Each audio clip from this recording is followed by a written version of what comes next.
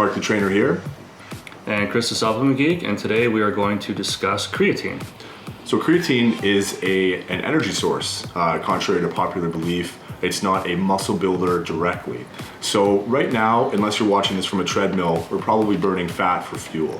So fat gets converted into ATP, which is our body's source of fuel, but this energy source is not efficient for strength training, resistance training, or doing anaerobic exercise, which is essentially cardiovascular activity. We need our two faster energy systems. So our most quick energy system is called the ATP-CP, and it converts CP, which is creatine phosphate, into ATP, which is our body's source of fuel. This gives us the highest energy output and lasts for the first 10 to 15 seconds of exercise. Then we switch over to glycolysis, which we burn glucose for fuel, which is carbs and sugars, which lasts up to 2 minutes total.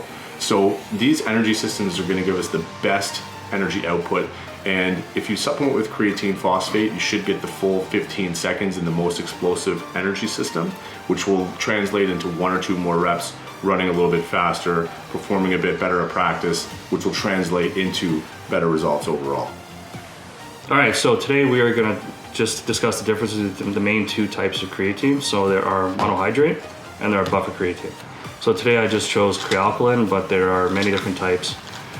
So we'll discuss monohydrate first. So it's been around for probably about 40 years. So it's actually really old on the supplement market, which means it probably works, right? All right, so it's a fairly large scoop. We're talking about a 5-gram scoop, and it's taken pre-workout and post-workout. And you want to take it about 15 minutes prior and 15 minutes post, roughly. So the most ideal way to take it is with a simple carbohydrate. Reason being is it shuttles the creatine into your bloodstream quicker because of the release of insulin from your pancreas.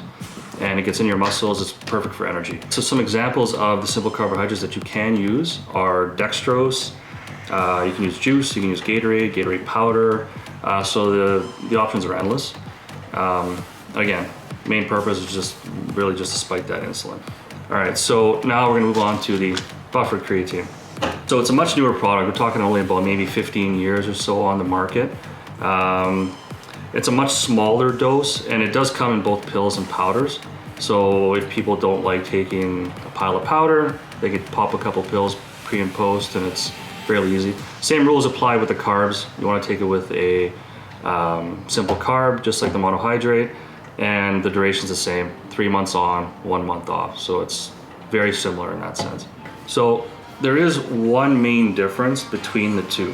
So monohydrate actually digests in your stomach, and buffer digests in your intestines. So there is about 25% of the population that cannot digest monohydrate properly, me being one of them.